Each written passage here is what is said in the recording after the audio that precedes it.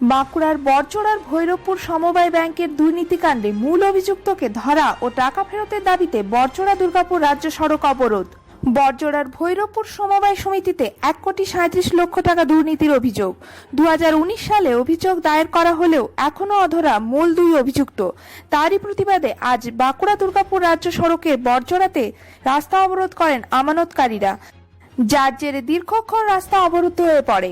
পরবর্তীকালে রাস্তা অবরোধ তুলে নিলেও সমবায় সমিতিতে কিন্তু বিক্ষোভ দেখাতে থাকেন আমানতকারীরা। স্থানীয় সূত্রে জানা গিয়েছে, ভৈরবপুর, কৃষ্ণনগর, জমাদার গ্রাম, কমলা, ব্রাহ্মণডিয়া, কোটগ্রাম সহ বেশ কয়েকটি গ্রামের গ্রামবাসীরা এই সমবায় সমিতিতে টাকা রেখেছিলেন। তারা এও জানিয়েছেন, প্রশাসনকে বারবার জানিয়েও কোনো লাভ হয়নি। সমবায় সমিতির দুর্নীতিতে অভিযুক্তদের ধরতে হবে এবং আমানতকারীদের দ্রুত টাকা ফেরত দিতে হবে।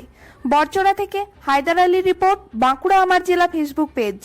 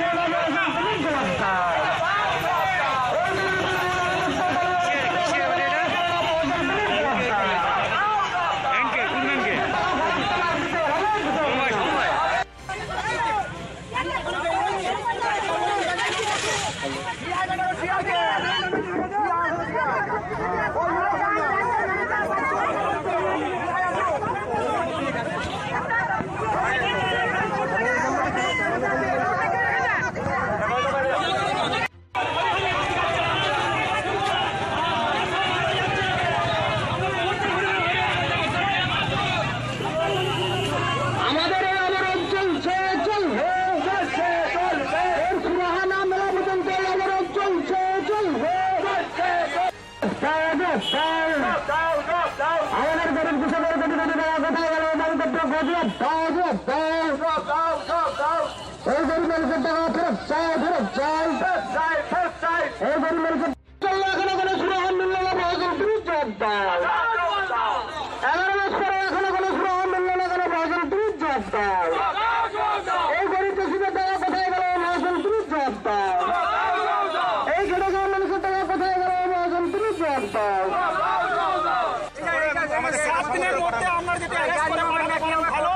আমাদের বৃহত্তর আন্দোলন চলবে, রাস্তার মধ্যে বৃহত্তর আন্দোলন চলবে।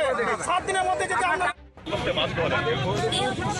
সমবায় সমিতির 1997 গাছ আমার প্রতিষ্ঠা করেছিলেন। সমবায় দীর্ঘদিন ধরে সেগুলো চলে আসছিল। প্রথম হচ্ছে যে বামফ্রন্ট সরকার আসার পরেই আমরা এখানে ক্লিনিকে আনা শুরু করি। পরবর্তী ক্ষেত্রে আমরা ব্যাংকিং ব্যবস্থা করে এবং ছোটো ছোটো যে গোষ্ঠী তৈরি করে সেগুলো লোন দিই। কিন্তু দেখা যায় 1917 সাল থেকে দেখা যায় যে 2017 সাল থেকে এর একটা ডিপ্লিকেশন হতে শুরু করে। দুর্নীতি হয়েছে, এই দুর্নীতির বিরুদ্ধে আমরা প্রথম থেকে আন্দোলন করে আসছি। বিভিন্ন জায়গায় দরবার করেছি, এমনকি এসপি, ডিএসপি, ডিআরসিএস, কোপাটি এবং থানা এবং বিডিও, ডিএম এবং আমাদের ব্যাংকের প্রত্যেকটা জায়গায় আমরা বলে এসছি এর প্রতিকার করতে হবে। কিন্তু আমরা 1 বছর যাবৎ